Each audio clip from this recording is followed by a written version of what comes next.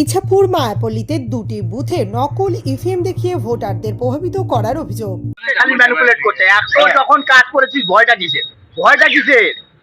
এত যখন কাজ করেছেন মমতা ব্যানার্জি, এত উন্নয়ন করেছে, সবুজ সাথী দিয়েছে, স্বাস্থ্য সাথী দিয়েছে, এত উন্নয়ন কেন করেছেন যখন ভয় কিসের? তাহলে এখানে বসেছিল হ্যাঁ এখানে বসেছিল তো। কতজন ছিল? ভিডিও ফুটেজ আছে আমার কারা বসেছিল এখানে? কারা? তৃণমূলের প্রার্থীরা, তৃণমূলের প্রার্থী ক্যান্ডিডেটের লোক সব। ঠিক আছে, কি হলো? কি করলো তাহলে? পুলিশ এসেছিল, পুলিশ তারপরে সব চলে গেছে।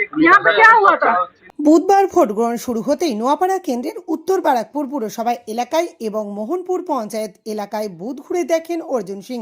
উত্তর বারাকপুর পুরসভার ইছাপুর মায়াপল্লীর 82 ও 83 নম্বর বুথে নকল ইভিএম দেখিয়ে ভোটারদের প্রভাবিত করার তিনি অভিযোগ পান। তৎক্ষণাৎ সেখানে পৌঁছান নোয়াপাড়া কেন্দ্রের বিজেপি প্রার্থী অর্জুন সিং। কেন্দ্রীয় বাহিনী ও পুলিশ পৌঁছে যারা ভোটারদের প্রভাবিত করেছিল তাদেরকে তাড়া করে হটিয়ে দেয়। ওই দুই বুথে বিজেপি প্রার্থী অর্জুন সিং পৌঁছালে তৃণমূলীরা তাকে দেখে জয় বাংলা স্লোগান দেন। ঘটনাস্থলে পৌঁছে বিজেপি প্রার্থী বলেন, ভোটারদের প্রভাবিত করার চেষ্টা করা হচ্ছিল। খবর পেয়ে তিনি সেখানে হাজির হন। জয় বাংলা স্লোগান নিয়ে তার বক্তব্য, জয় বাংলা তো বাংলাদেশি রোহিঙ্গা মুসলমানদের স্লোগান, এই স্লোগান ওরা বাংলাদেশে গিয়ে দিক। উত্তেজনা ছড়াবার চেষ্টা হচ্ছে। আমরা জয় বাংলা কারা বলে?